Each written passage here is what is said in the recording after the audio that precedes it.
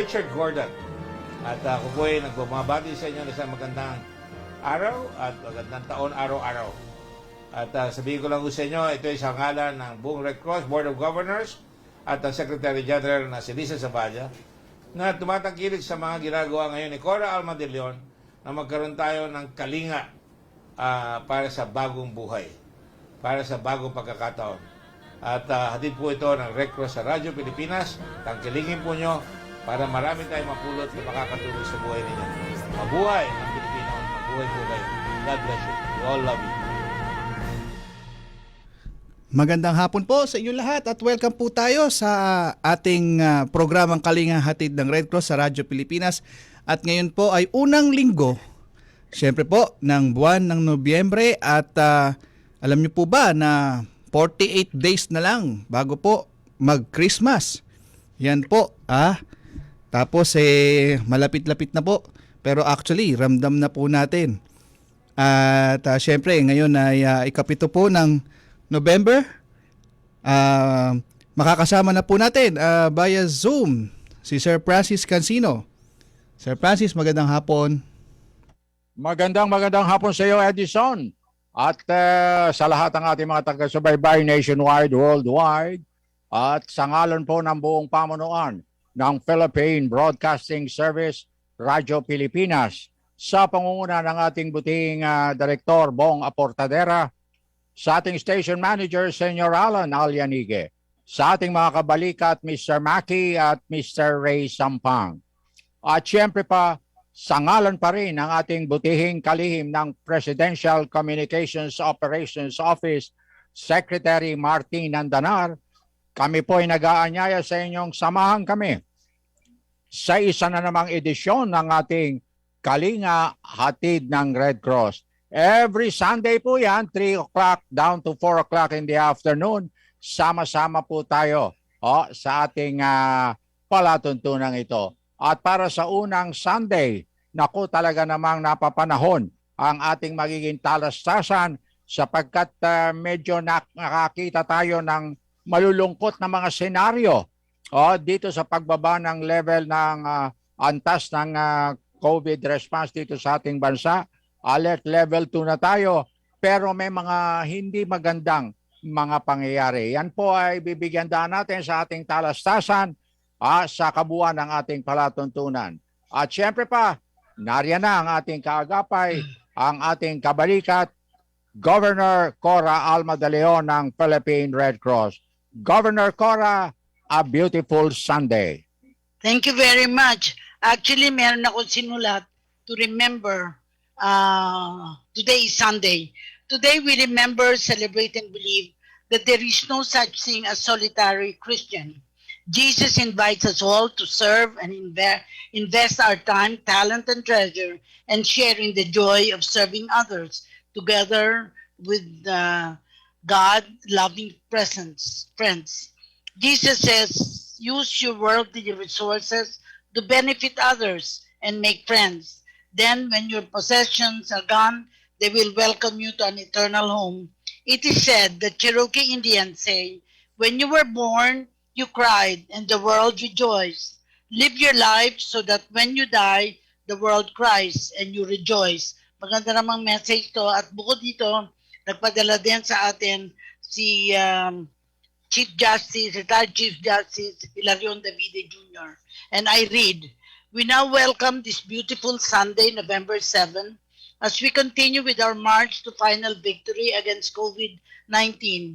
Remember to take some real quality time for yourself, to pray and entrust all your all to God as you begin each day. Prayer balances your life, gives you courage in the face of problems, and strength when you are down. It gives you a day of power and blessing. You increase your faith, fortify your hope, to smile when you are sad, to rest when you are tired, to love when you feel lonely and sad, to share with others your blessings, to let go of pain and anxieties, and to forgive those who have offended you. Quality time for oneself truly heals, makes him infinitely happy and at peace with himself and the world, and above all with God. Let us work for and invest in quality time, and COVID will rush back home to the fiery doom. Thank you very much for this, Chief Justice. Amen, amen, amen. Okay. At alam mo, Governor Cora, talagang napapanahon itong ating episode ngayon sapagkat binibigyan natin ng diin ang National Children's Month celebration ngayon. Pero sa kabila ng paglaban pa rin natin ng pandemya, patuloy pa rin nating dapat na bigyan ng kaukulang pansin ang ating mga kabataan sapagkat meron tayong mga nakita isang napakalungkot na mga senaryo na kung saan ang mga matatanda ay well protected sa kanilang mga mask, sa kanilang mga face shield at sa actual distancing. Pero yung mga batang paslit na kasama, walang mask. Naku po, paano ba natin minamahal ang ating mga kabataan?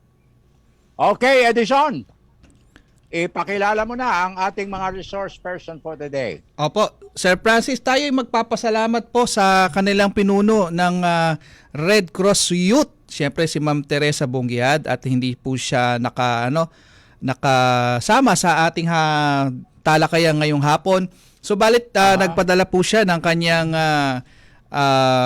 representative si RCY National Project Coordinator for Youth Against COVID-19 through Unified Response Y-Cure Project, si Miss Maria Patricia LARAÑO, mas tinatawag daw siyang Pachi, at si NIKKO PERILLO, 1158 Community Red Cross Youth Council, at si Ram Chaser Villanueva, isang chapter-based RCY volunteer.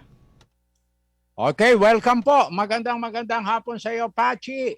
At siyempre pa, maraming salamat. Sir Francis. Good afternoon po, Gov. Cora and Sir Edison. Maraming salamat at pinaunlakan mo ang ating palatuntunan sapagkat nakatuon sa ating mga kabataan ang ating episode, Pachi. We are looking forward po na mabigyan pa ng liwanag and enlightenment ang ibang tao sa kasalukuyang status ng ating youth po ngayon. Okay, Gob. Yes, ang una kong tanong kailan ka nag-join ng ating Red Cross para I can situate you because ako'y nag-Secretary General ako 2006 to 2009. Obviously, wala ka pa noon. Thank you po, Gov. Cora. I joined as a staff po ng Red Cross Youth Department by year July 2017 po. Oh, kita mo na. That means 8 years after. Po ang SG. Yes. Anyway, ano ngayon ang role mo? You tell us anong function mo ngayon sa Red Cross.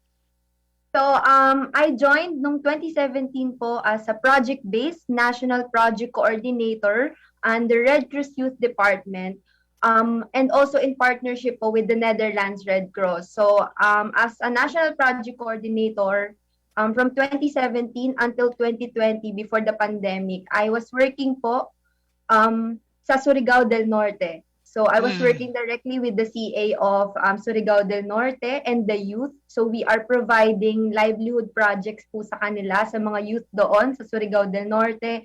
Nagbibigay din po tayo ng mga trainings regarding DRR. So ngayong pandemic po, we also provided a project para naman po makatulong tayo sa COVID operation ni PRC. So that's what we are working on right now po, the Y-Cure project. Excellent.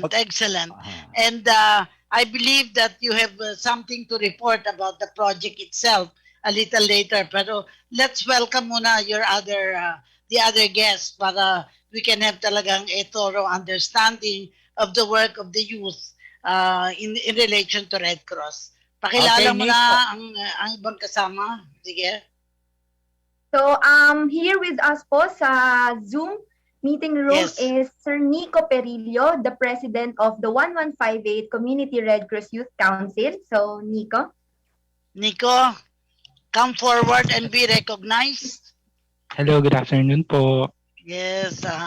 And Medyo medyo ilang taong ka na ba? Youth ka pa ba? Yes po, yes po. How old are you? Turning 20 po. Wow. But you look mature. Talagang you will be, it looks like a very responsible person. Can you tell us when you joined the Red Cross and what has been your work since you joined the Red Cross? I actually work po sa Red Cross since last year, July 2020 po. And as of now po, nasa kami, Emergency Field Hospital sa Lung Center of the Philippines po. Ayun. So you are really connected, coordinating with the COVID-19 project, no? Because you Yes, joined yes, at the COVID-19 pandemic na in 2020. Na-co-op ka na. Yes, Where po. did you come from?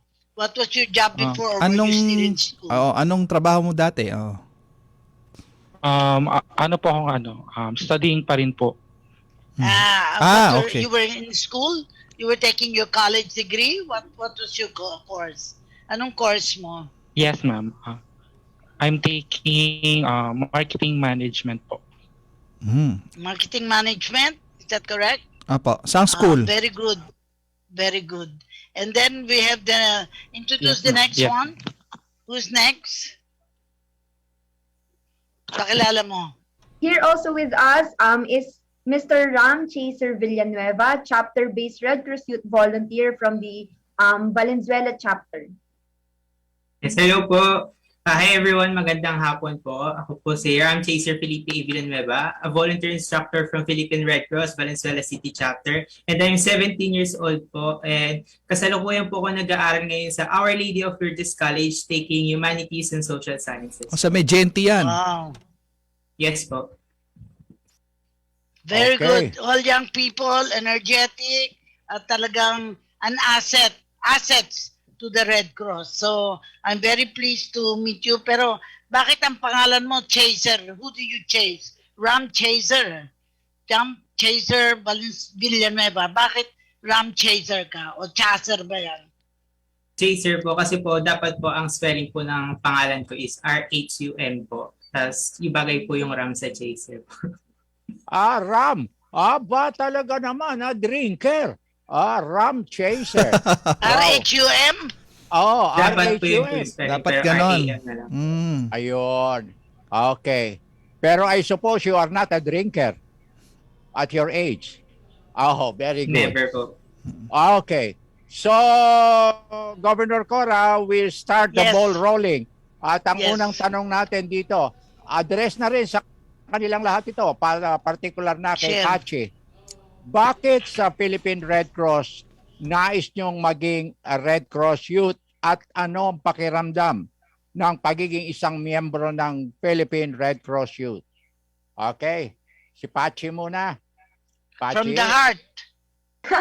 So, basically, when I was in college po, I'm not a Red Cross Youth volunteer active po talaga na being an officer. I have an organization po during college, pero hindi ako naging part po talaga ng Philippine Red Cross.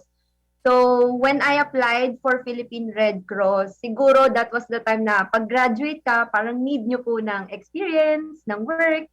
So, that's why I joined Philippine Red Cross. And eventually, nung nirelay po yung magiging job description that you will be traveling in Surigao del Norte. So parang pag inisip mo Mindanao, medyo delikado.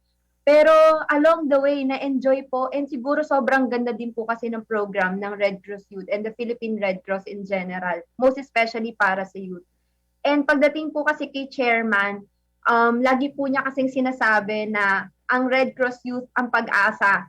Talaga. Correct. Kasi sa amin nagsistart ang mga nagiging volunteer in the future ng Philippine Red Cross. So yung mga nagiging volunteer ng ibang services like ng health, ng safety services, kung ihoho natin ang mga Red Cross Youth, talagang pag pumasok sila sa ibang service, alam mong quality type po talaga sila. So siguro yun po yung nag-urge na yun din ang maganda sa Red Cross Youth Department and sa mga programs po na ino-offer. And yun din po siguro reason kung ba't ako tumagal until now, kahit na nag-pandemic, kahit na humarap po and maraming mga trabaho na labas na sa iyong job description. kung talagang mahal mo yung organization, wala nang magiging flexible ka Talagang na po labas talaga. na ha, sa job description ha. Oo. Talagang ngayon Multitasking, loves mo na ang pagiging Red Cross sa youth, Pache. Yes Kasi po, naman- Sir Francis. Kasi naman totoo yun eh. When you love, it is so easy to serve. And when you serve, it is so easy to love. Diba? Ganun yun eh. Yes. Na mutual benefiting each other. Pero siguro ang gusto kong natutuwa ako dahil napunta siya sa Surigao muna before coming to central office. Am I correct? Nagsurigao ka muna? I was, yung work ko po talaga is national headquarters, pero ang Yes. project is based in Surigao del Norte po. So parang, Okay. eventually, mas matagal pa rin po yung pagsistay ko sa Surigao del Norte kesa sa headquarters. But now you're based na in this headquarters. Oh, Yes, galing. Pero naka-experience ka sa chapter kasi mahalaga naka-experience sa chapter eh. Then you know what to expect sa chapter. Kasi Yes, kung po. hindi, kung national ka kagad, you don't know how the chapter operates. No, siguro yung mga kasama mo tanungin din natin how they found the work and what do they see the prospect kasi 2020 lang nag-join at nag-join pa siya dahil sa COVID. Nasa lung center pa siya.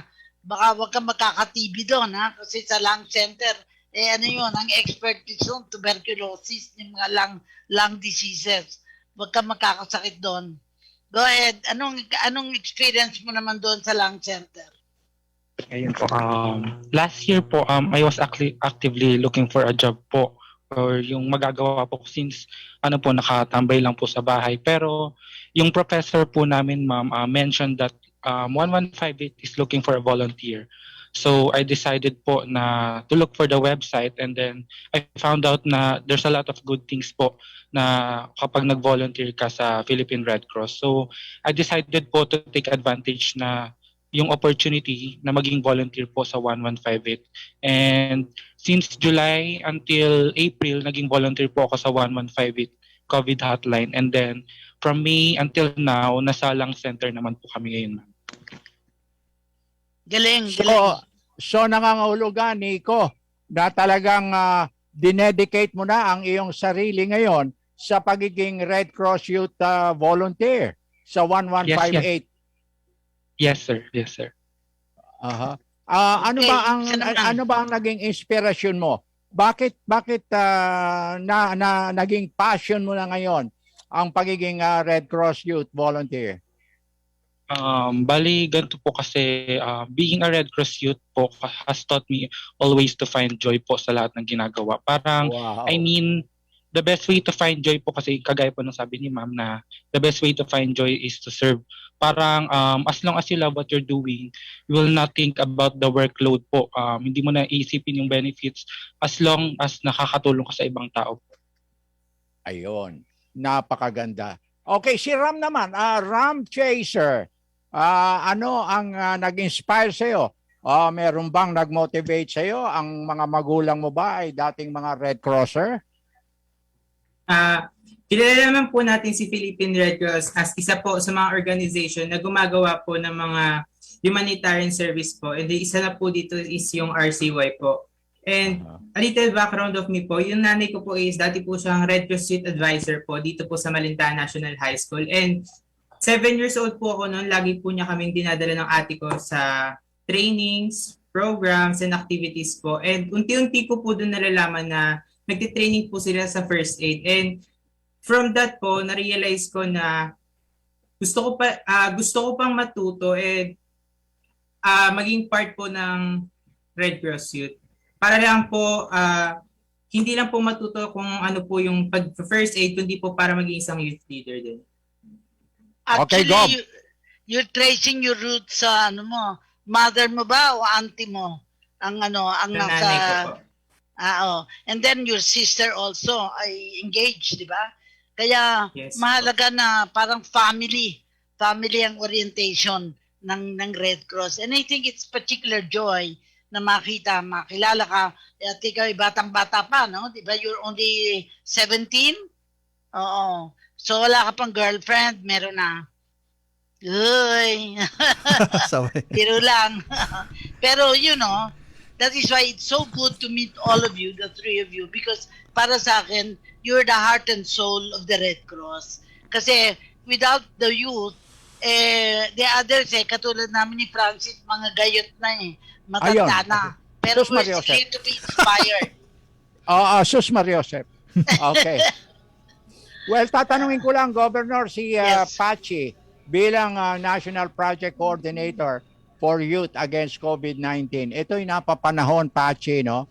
Ano ang maaaring maitulong ng mga kabataan ngayon sa kanilang mga komunidad, sa kanilang mga tahanan, lalo na sa panahon ng COVID-19 pandemic?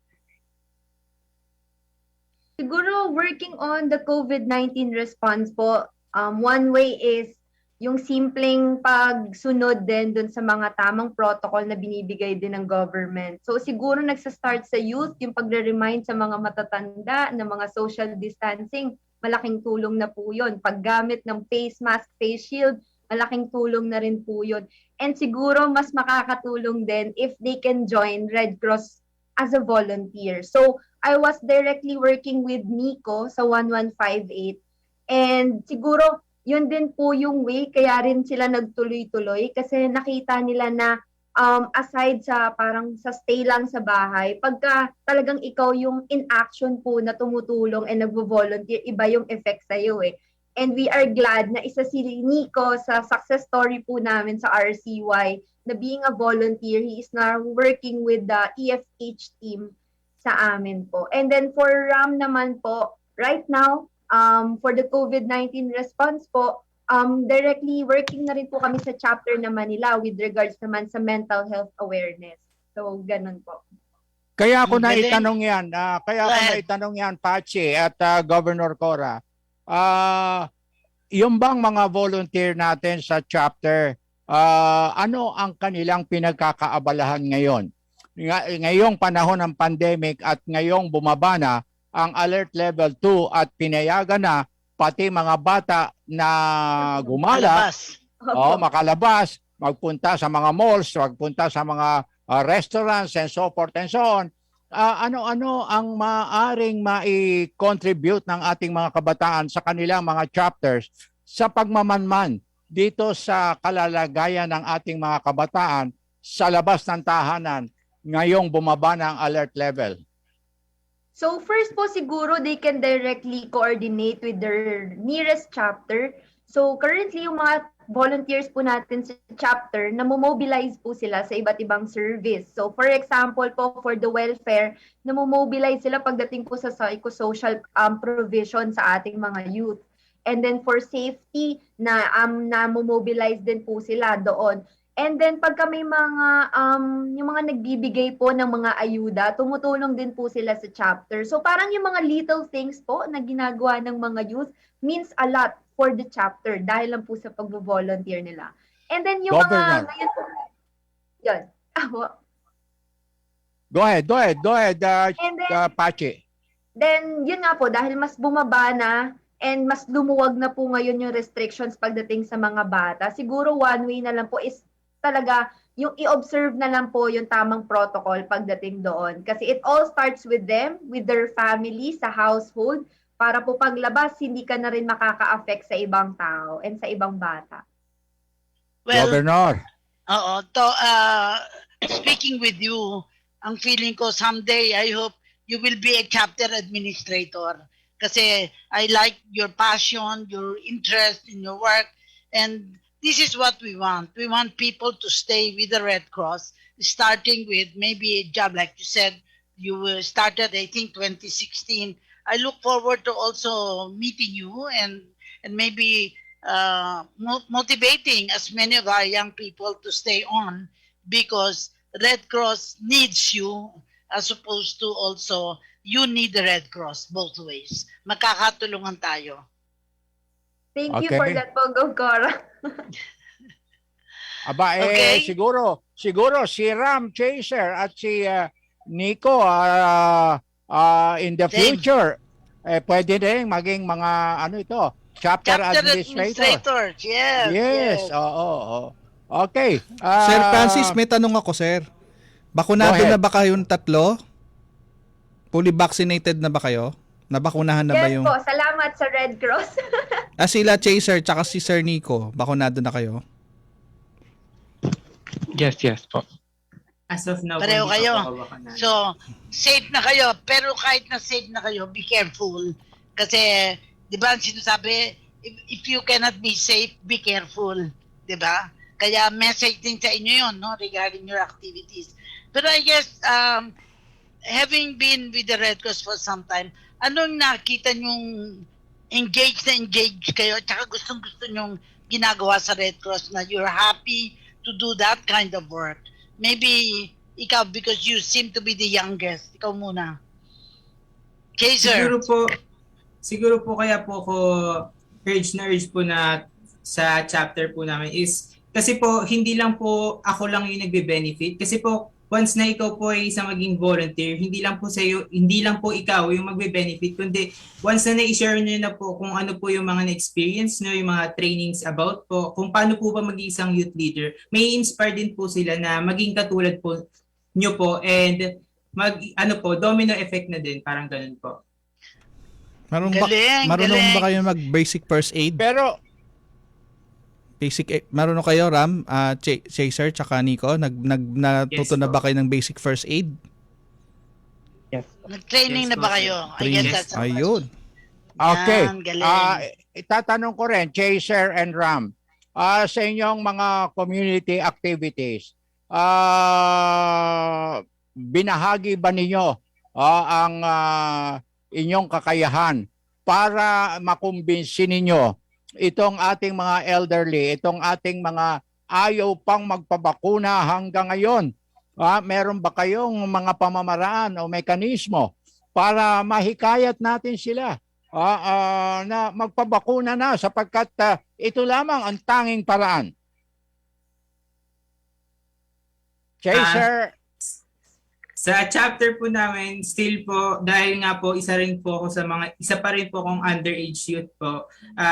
Ako po, yung sa chapter po namin, still po, ginagamit po namin yung social media as a platform po to share posts concerning about COVID-19, kung ano po yung mga dapat at hindi dapat gawin. And kung sa vaccine naman po, yung mga side effects po na normal lang naman po kapag naturukan na magkaroon ka po ng mga konting lagnat, ganun po kasi po na nalalaman po nila na ay normal lang pala na magkalagnat kasi ume-epekto pala yung gamot. Ganun po. okay, Nico. Nawala si Nico? Okay. Nawala?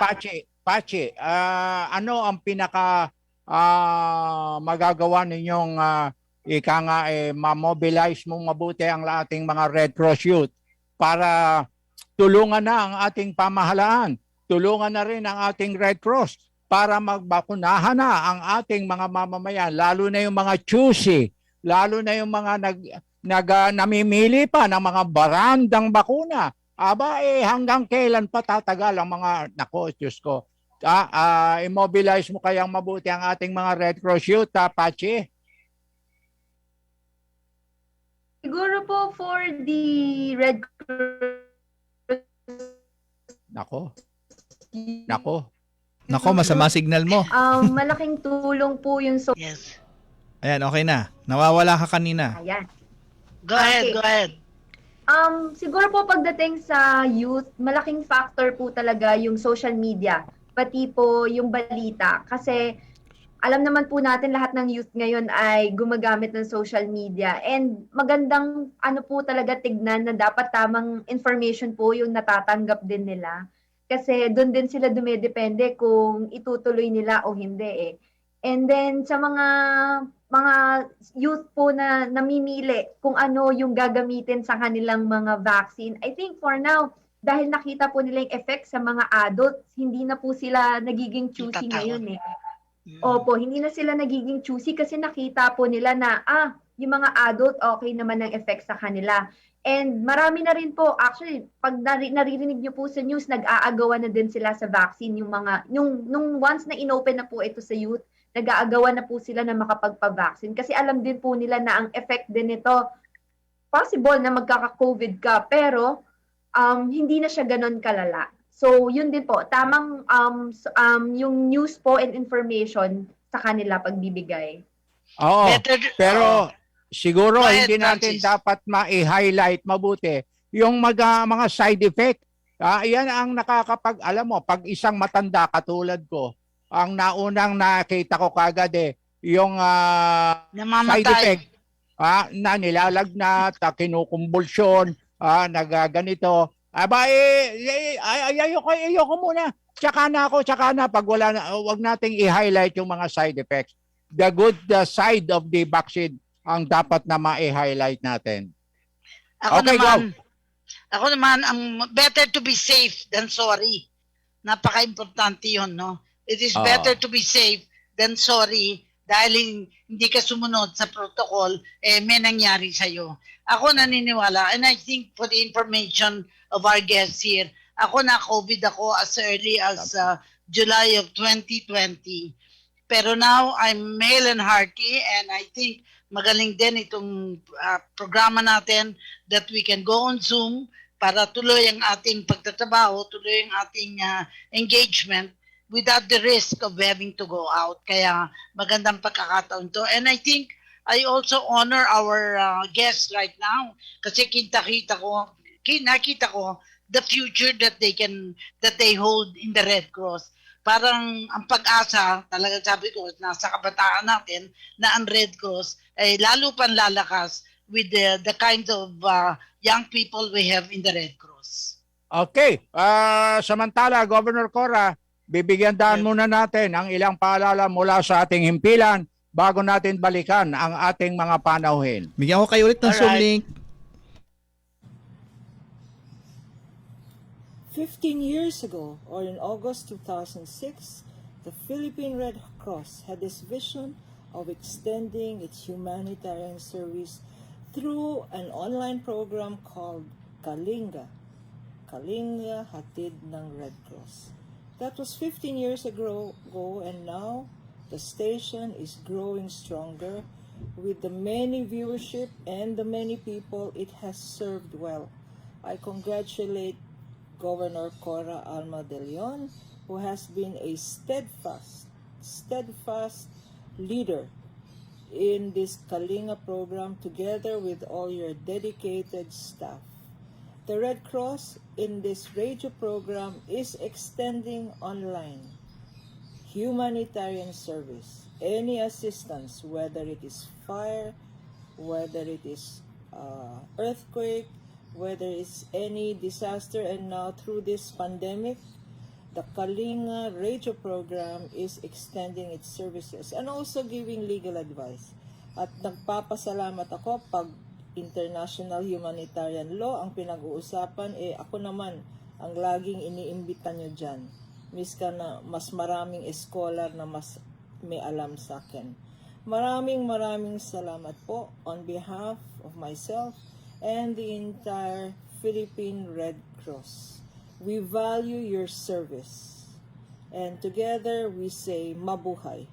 Mabuhay ang KALINGA HATID ng Red Cross on your 15th anniversary. I hope you have many more anniversaries to come. Be assured that I will always be there. I'm just a phone call away. Ito po si Lorna Patao Kapunan nagsasabing, be safe, be well, social distancing lang po, and God bless us all as we go through this new abnormal, which is the pandemic. The human spirit and the humanitarian assistance of the Red Cross will help us see a brighter future. Mabuhay. Pagdating sa pinakabago at mainit na trends, mapamotoring, teknolohiya o lifestyle man, isa lang ang programang dapat pakinggan. Gearbox. The latest products, in-depth coverage, reviews at interviews with the leaders and decision makers sa industriya. Gearbox. 2 oras na siksik ng impormasyon tungkol sa mga paborito ninyong sasakyan, gadgets, at pati na rin mga pang-araw-araw na bagay that make our way of life just a little better. Gearbox. Hosted by Eric Depan, Cap Maceda Aguila, and Nana Nadal. Every Thursday, 5 p.m. to 7 p.m. Dito lang sa Radyo Pilipinas, 738 AM. Halos buong pamilya namin, bakunado na. It's important that you get the COVID vaccine for yourself and your family. Magkakaibang brand ang naibigay sa amin. Different COVID-19 vaccine. Pero hindi naman kami naging zombie. Alam namin na posible pa rin kaming magka-COVID. COVID-19 vaccines are safe and effective. Pero 100% sure At reducing your risk of severe illness from COVID-19. ingat pa rin para naman sa mga bata at kasama sa bahay na hindi pa nababakunahan. Huwag na nating hintayin mahuli ang lahat. Get the COVID vaccine. Magpabakuna tayong lahat. Isang mensahe mula sa Radyo Pilipinas.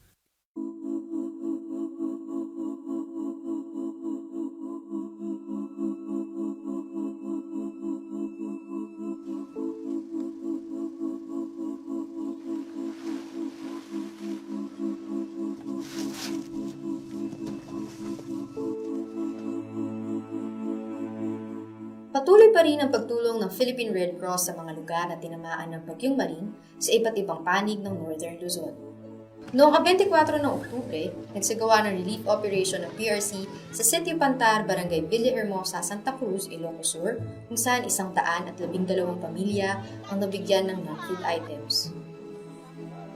Ang PRC ay nagbigay ng mga sumusunod sa iba't ibang barangay sa Ilocos Sur: 289 food items, 132 bottled water, 1,872 na tinapay, 1,101 hot meals, 100 na damit, 214 na jerry cans, kitchen sets, mosquito nets, plastic mats at hygiene kits, 432 blankets, 214 mattresses at 330 face masks. Nakapag-rescue din ng 6 na katao ang PRC sa kasagsagan ng bagyong Maring. 16 naman na individual ang pinagsilbihan ng PRC para bigyan ng psychological first aid, habang 42 katao ang kinuhanan ng blood pressure. 132 na mga bata ang dumalo sa child-friendly space activity sa probinsya at 289 naman ang kabuoang nakinig sa hygiene promotion ng lugar. Titulong na ited kada kami iti Red Cross ma'am, kud dagiti relief, makan, dilata, noodles, ken daduma pay ma'am. Kat agyamayaman kami Red Cross ni Senator Richard Gordon na isu ti chairman ti Red Cross. Maraming salamat po. God bless us all. Agyaman ti Red Cross ti kuang atolong apo Richard Gordon. So ti ko. Thank you po. Agyaman kami kay ni Apo Rick Gordon dati nga inted na nga tulong. Pasalamat kami latamot nga daw may agitid ti kastoy.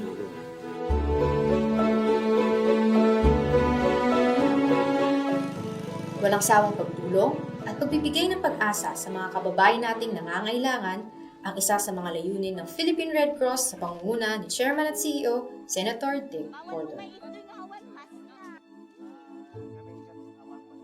Red Cross! Thank you, Red Cross! Thank you po, Philippine Red Cross.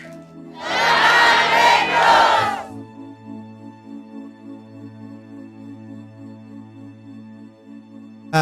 Balita po, nahatid po sa atin ng taga-communication department nung nagkaroon po ng relief operation dyan sa Ilocos Sur para po sa Bagyong Maring. At nais lang po nating batiin sa mga oras na to ang nanonood sa ating programa. Babatiin po natin ang taga Block 101 na Hobbies and Store dyan po sa may Mandaluyong. At babatiin din po natin yung mga papasalamatan po natin ng mga nasa technical side po natin, si Sir Orly Lopez at si Sir Mike Laines at si si Mika Godaw, papabati din. Sige po. Akala ko nandiyan si Governor Lorna. Yun po yung kanina, yung ating greetings po, Gob. Okay. Na-miss ko kasi hindi pa ako matagal na ako naka-enter eh. Okay. Nag-ano po siya, nag-greetings po sa atin si Governor Lorna Kapunan kanina. Good. Opo. Good. Nagbigay ng mensahe. Sir Francis? Binabati din natin yung mga dati nating kasamahan na kung saan ay patuloy na sumusuporta sa ating palatuntunan. Si Miss Mirna Galang na nag-text sa atin na talagang nakasubaybay siya at tuwang-tuwa siya dito sa ating episode ngayon.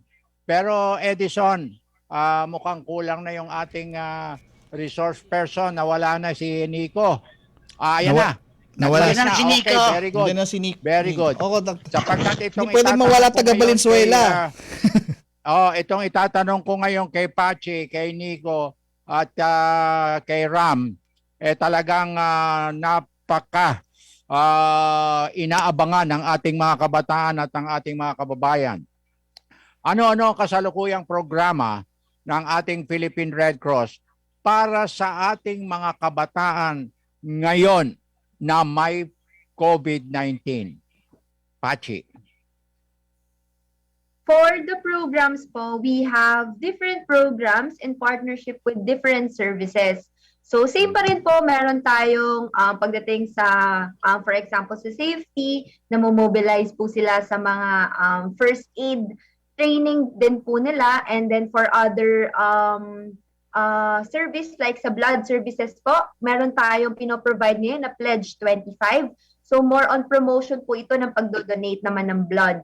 And then when it comes naman po sa ating mental health awareness, which is so very important po ngayong pandemic, meron tayong program na tinatawag nating HERD project. So that is where we are in partnership with Chasers chapter.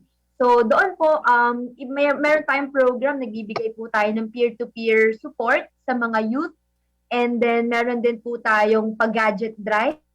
Tinutulungan po natin yung mga youth na walang enough gadget para magamit as an academic requirement po. Okay. And then so far, nakaka-gather po tayo ng mga gadgets na eventually i-donate po natin within this month sa mga youth na ma-identify natin as beneficiaries po natin. Okay, si Nico. Ano ang mga programa ninyo sa 1158 Community Red Cross Council? Ayun po, as of now po, meron po tayo sa Philippine Red Cross Youth Council, meron po tayong sulong drive. Yung this provides po yung gadgets to those who are less fortunate ones po, na hindi makapag-avail ng gadgets. And then, as of now po, meron tayong mga trainings and mga tawag dito, speakers po regarding po sa mental health awareness po. Okay. Si Ram naman, Ram. Nabanggit na po nila yung mga yung about sa RCY po. Sa chapter na lang naman po namin, gumagawa pa rin po kami ng mga programs, activities, and webinars po, such as yung leadership development program pa rin po, and online quiz bee about po sa pag-first aid, and yung monthly online kamustahan po namin para po we still keep in touch pa rin po sa mga kabataan kahit nasa mga tahanan lang po sila. Ilan na ba ang aktibong miyembro ng ating Red Cross Youth sa buong bansa? Pachi. Dating po sa figures, we already have 180,000 total of Red Cross Youth members po, and then we already have 2,800 active Red Cross Youth Council. Okay. Governor? Yes, kasi every council has its own membership, and ang figure na ginagamit natin noon because of the target was 2 million, and I think we have reached that. It's just a matter of ensuring the mobilization. Ibig sabihin, kapag ikaw yung naging Red Cross Youth at hindi ka na naging active, we have to continue to recruit new ones. Kasi merong iba, either nagtatabaho na, no longer available, pero I think with the spirit that we see now among our youth workers, malaki ang prospect na ma-mobilize natin more people. I dream of the day that in every council, palakasin ng mga youth programs para mas maraming youth kaysa sa mga matatanda na and a lot of young people also in the boards. I dream of the day now we will have more young people in the boards, and I look forward to really seeing this happening with the Red Cross Youth. I hope that this will be the mobilization part in year 2022 para kasi may biennial convention tayo next year. So I'd like to have a lot of youth participation para makita natin na our organization is building up. We're now 75 years old. So in the next 5 years, 80 na, kailangan more people will join the Red Cross of all ages, young professionals, and of course even senior citizens like Francis and myself. Oo. Pero Sir di na tayo Francis, kasama sa Biennial Conference, Governor. Yes. Kailan na tayo doon? Hindi naman. In Sila fact, Patsy na lamang ang kasali I'm a dyan. member of the committee, pero we will have, ang ano natin, facing the future of Red Cross. Yes. Talagang mahalaga. Apo. Okay. And as I see these three leading luminaries ng Red Cross dito sa ating programa, I can see a vibrant future for the Red Cross. Okay. Sir Francis, Edison, may tatanong ka ba? hindi, nice ko lang ipabatid o paalala na naka-Facebook Live tayo ha. Mag-follow kayo kung hindi pa kayo nagpa-follow sa ating Facebook Live sa si Sir Nico, si Sir Ram Chaser at Ma'am Pachi. Oo. Kalinga Hatid ha. At salamat sa mga nanonood sa atin, na mga viewers natin at sa mga trolls. Salamat sa inyo. Sa Radyo Pilipinas Facebook page. Opo, sa Radyo Pilipinas Facebook page po. Okay. Pachi, meron lang akong tanong sa iyo. Ano ang matatandaan mong karanasan na hindi malilimutan sa Philippine Red Cross? Good question. Siguro po, pag-usapan na lang po ngayong pandemic, na-experience po namin na when pandemic happened, talagang 24/7 pong nagstay sa tower. And doon ka natulog. Doon din po kasi yung kasagsagan na sinet up ang 1158 hotline. And RCY and VS po ang unang tumao para sumagot ng calls sa mga taong nangangailangan. Kasi yun din po yung kasagsagan ng mga callers na nangangarag sila kasi hindi nila alam kung may COVID ba sila, paano ko malalaman may COVID. So, INCVS po ang unang naging frontman. And hindi po kami umuwi talaga sa mga bahay namin for at least 2 months. Kumuha po talaga ng accommodation para lang magstay sa PRC and talagang mag-respond during COVID-19. Hindi ba nagalit ang pamilya mo at ang boyfriend mo na hindi ka umuwi? Aha! For the family, of course po, talagang nabother din po sila kasi COVID and kung paano gagamutin, walang vaccination pa po noon So, doon na lang po sa talagang constant communication with the family, making sure na okay po ako, okay po yung mga kasama ko para hindi rin po sila nababahala palagi. So, doon na lang po yung communication with the family that time, constant communication po. Yung boyfriend mo, hindi naman nagtampo. Boyfriend talaga. Okay naman po. Okay. Very good. Okay, si Nico. Nico, ano ang hindi mo malilimutang karanasan sa pagiging Red Cross Youth? Nico? Na-freeze si Nico. Si Chase, freeze. Na-freeze ka. Naka-mute. Ala. O si Ram Chaser muna. Okay, Ram Chaser. Syempre nga po dahil underage po ako. So yung nung panahon po nung 2019, 2018 po, yung first time po na nag-training ako ng youth instructor training course po sa Valenzuela. 14 days intense training po yun. And ang ginagawa naman po namin doon is yung minomold po nila kami doon kung paano po ba maging isang mabuting youth leader and para po paano ba kami makaka-inspire ng mga tao and yung knowledge po na alam nila na pinapasa po nila sa amin and papasa pa po namin sa iba po. Kasi naniniwala po sila na yung youth po, hindi lang po sila basta youth, pero yung youth po with a purpose. Okay, Nico, nandiyan ka na? Aba, talagang nawala na. Governor Cora. Yes. Nawala yung isa.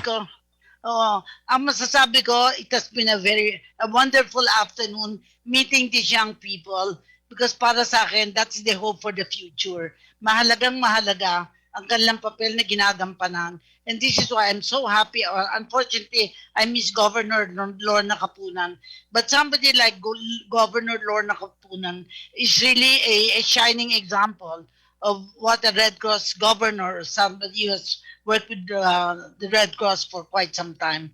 I'm happy that sa ating programa, we are now engaging our governors to also honor yung ating mga guests dito para makita sila.